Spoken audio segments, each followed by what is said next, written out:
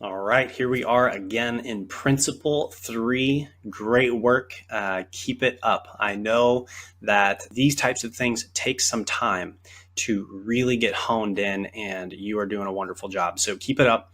In this lesson, we are going to be talking about how to build the trust. So, Principle 1, we've learned who we're talking to, know who you're talking to. And Principle 2, in the last video, we looked at where are they, right? Where are they so we can go to them and invite them back? And that's how all good business works. You go find your audience and then you invite them back to you, however you do it. Those strategies are going to depend on who your audience is and where there is. Google ads don't work for everybody. Facebook doesn't work for everybody. Newspaper ads don't work for everybody. There's different ways that it works for everyone. And in Principle 3, once we find those people, once we know who they are and where they're at, and we know how to meet them there, we're going to go there and we're going to build their trust. So the question I want you to be thinking about as we go through this is, what is deeply meaningful to your target audience? And I'm not just talking about like, oh, hey, I got invited to a potluck. Okay. Potluck is great because food is great. But again, that's appealing to everyone. And we can do that. There's nothing wrong with that. I think everybody loves a good potluck. But when you go to a potluck, you're not saying, my goodness, this person understands my soul. They told me everything I ever did. You don't leave a potluck with that level of interaction. You just don't, And so I'm talking about deeply meaningful. How does this relate to those pain points they want to avoid in their life or they want to get rid of? And how does this relate, the ways that we're going to build their trust? How does it relate to the deeply felt needs that they have? And that is how we're going to win people over. And I think that's really what we see Jesus doing in the Gospels when he starts with those relationships. I'm going to scroll down here and you'll see this begins with a really interesting dilemma that churches have that businesses don't have. So firstly, businesses build people's trust. That's what happens. They say, I'm a credible business. You can go on Amazon and see this. Look at all of the reviews, the social proof that people say about us. Look at our badges. Oh, look, it's a super safe and secure site. Everything's encrypted.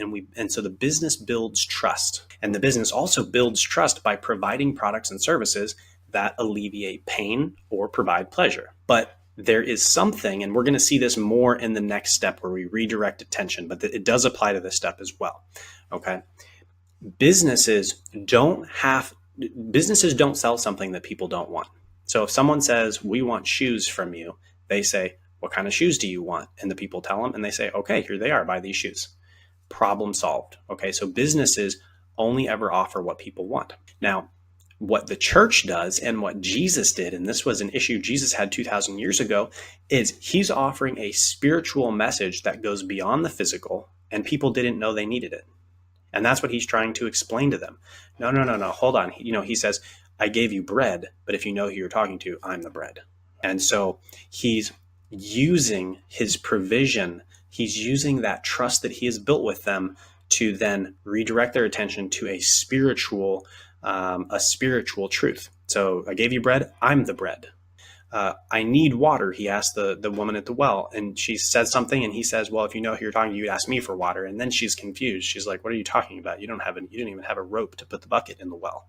How are you going to give me water? He moves from the physical to the spiritual. And so the reason I tell you that in this step is because a lot of times as churches, we think, hey, my main goal is to share spiritual truths from the Bible and from Jesus. And that is absolutely true.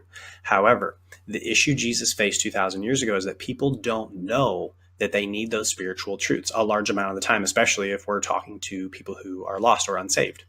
And what that means is, like Jesus, we have to appeal to the things they understand physically first. And that is super key. And that's something businesses don't have to do. There isn't this gap from the physical to the spiritual that businesses have to make. Businesses know people want shoes, they make shoes, they sell them shoes. And there's no gap. Okay, businesses aren't selling a spiritual truth generally. And so as churches, people want food, we give them food, but that's not what we're selling. We're giving the food away. We're not selling the food. So then they ask, why are you giving me this food? And you say, haha, redirect, and then we start talking about the spiritual things that we believe are actually important. And there is that jump.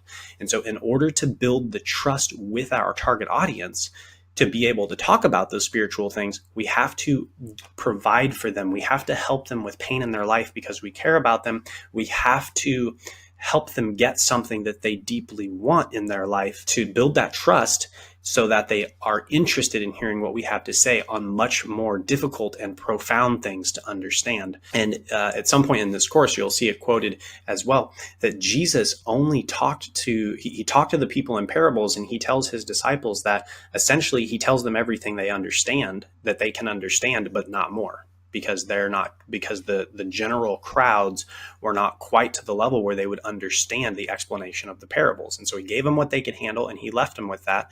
But to the people who could understand the parables, his disciples and his close followers, that he's explaining it to them because they were at a place where they could understand. And that's the same thing that we're doing. We're giving them what they can understand in the place they understand it.